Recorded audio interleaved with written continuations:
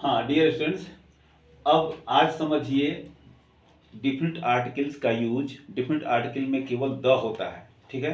पिछले दिन हम बताए थे आर्टिकल्स दो होते हैं इंग्लिश ग्रामर में।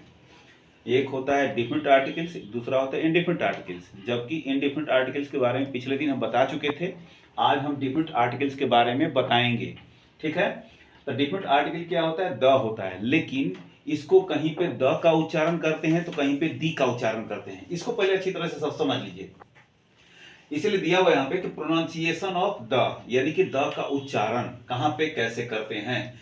एग्जाम्पल्स में देखिए यहाँ पे इसको क्या कहेंगे? दी आइसक्रीम, यानी कि इस द का प्रयोग हम उच्चारण करने में दी तब बोलेंगे जब वो वॉवेल साउंड से शुरू होता है। फिर से एक बार समझ लीजिए, यानी कि वॉवेल साउंड से शुरू होने वाले नाउन के पहले दी का उच्चारण करेंगे और कॉन्सोनेंट साउंड से शुरू होने वाले नाउन के पहले द का उच्चारण करेंगे। क्लियर है? इसीलिए इसको क्या कहेंगे? दी आइसक्रीम। यहां देखिए दी एप्पल, क्यों एप्पल शुरू हो रहा है ए से और ए क्या है? वॉवेल साउंड है।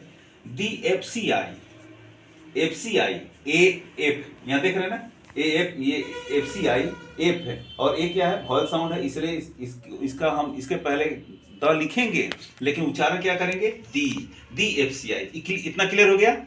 अब इधर देखिए द यूएसए, यू क्या उच्चारण करते हैं इसको? यू, या क्या होता है? ये कॉन्सोनेंट साउंड होता है, इसलिए यहाँ पर दी यूएसए नहीं कहेंगे, क्या कहेंगे? The USA. उसी तरह से द बॉय, क्लियर हो गया? The book, the cat, the dog, clear है? लेकिन दी एलिफेंट, अब समझ में आ गई बात? दी एलिफेंट। उसी तरह से दी इंक पॉट, क्लियर है? अब आइए, अब चलते हैं कि इस द का उपयोग कहां कहां किया जाता है। ध्यान से सुनिए, listen carefully. Now the is use before, इसको अच्छी तरह से याद कर लेना होगा। द का प्रयोग कहां होता है? नंबर वन, कई जगह पे होता है डिफिनिट और नोन नाउन्स के पहले।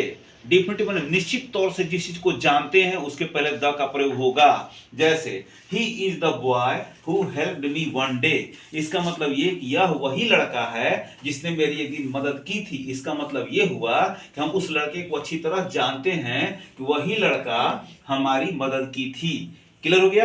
यानी जिसको हम अच्छी तरह जानेंगे तभी हम वहां पे द का प्रयोग करेंगे। इतना क्लियर है? दूसरा, this is the place where I was born, यानी कि हम अच्छी तरह जानते हैं कि यही जगह है जहां मैं पैदा हुआ था, तो वहां पे हम द का प्रयोग करेंगे क्योंकि उस जगह को हम अच्छी तरह जानते हैं। इतना क्लियर है?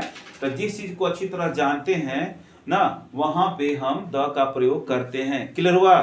दूसरा use, listen carefully, common noun. अब कॉमन नाउन किसको कहते हैं? ध्यान समझिए।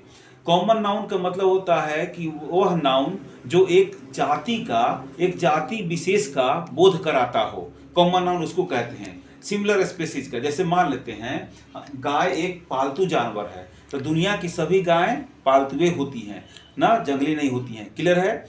उसी तरह से द हॉर्स रन्स फास्ट, मतलब ये कि घोड़ा तेज दौड़ता है, यानी दुनिया के सारे घोड़े तेज दौड़ते हैं। क्लियर है? The lion is the king of the forest, यानी कि शेर जंगल का राजा होता है, तो दुनिया के जितने भी शेर होते हैं वो जंगल का राजा ही होते हैं। क्लियर है? ये क्या है? इसको हम कॉमन नाउन कहते हैं। अब बात समझ में आ रही? जैसे मान लीजिए और एग्जाम्पल लीजिए, किसान खेत जोतता है या किसान अन्न उगाता है। द फार्मर ग्रोज कॉर्न, यानी कि किसान अन्न उगाता है, यानी दुनिया के सारे किसान का काम क्या है? अन्न उगाना। क्लियर है? इसको हम कहते हैं कॉमन नाउन। ठीक है? नाउन के बारे में और हम आगे बताएंगे तो पूरी तरह से क्लासिफाई करेंगे, लेकिन इतना समझ लीजिए कि कॉमन नाउन जो होता है वह सिमिलर स्पेसीज को बतलाता है। इसीलिए यहां पे देखो कॉमन नाउन के पहले द का प्रयोग हुआ है। यहां क्या कहेंगे? The cow is a pet animal. उसी तरह से the horse runs fast, the lion is the king of the forest. इतना क्लियर है? तीसरा यूज, द हेवनली बॉडीज के पहले कहां पे लगता है? हेवनली बॉडीज के पहले द का प्रयोग किया जाता है। हेवनली बॉडीज को हम हिंदी में लिखे आकाशीय पिंड, वास्तव में हेवन माने होता है स्वर्ग, हेवन से हेवनली होता है। ठीक है? हेवनली बॉडीज मतलब आकाशीय पिंड, जितने भी आकाशीय पिंड हैं उनके पहले द का प्रयोग होता है। तो आकाशीय पिंड में तुम देखोगे पूरे स्पेस में ये पृथ्वी, सूर्य, तारे, चंद्रमा, जितने भी ग्रह हैं सब तैरते रहते हैं। इन सबों को हम आकाशीय पिंड के नाम से जानते हैं। जैसे द मून, तो मून के पहले क्या लगेगा? द सन, क्लियर है?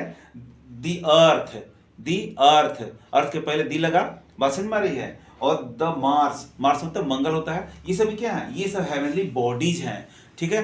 यानी कि इस निर्वात में पृथ्वी भी घूम रही है, सूर्य भी घूम रहा है ना? चंद्रमा, तारे, जुगनू, जितने भी ये सब घूम रहे हैं, सारे ग्रह नक्षत्र घूम रहे हैं, इन सबों को हम हेवनली बॉडीज के नाम से जानते हैं। इसलिए इनके पहले हमेशा द का प्रयोग किया जाता है। क्लियर हुआ? इतनी बात आज समझ में आ गई, और इतनी चीजों को अच्छी तरह से याद करके कल हमें सुनाएंगे, और इसी के साथ बाकी इसका आगे का जो इस्तेमाल करना है द का, हम अगले दिन बतलाएंगे।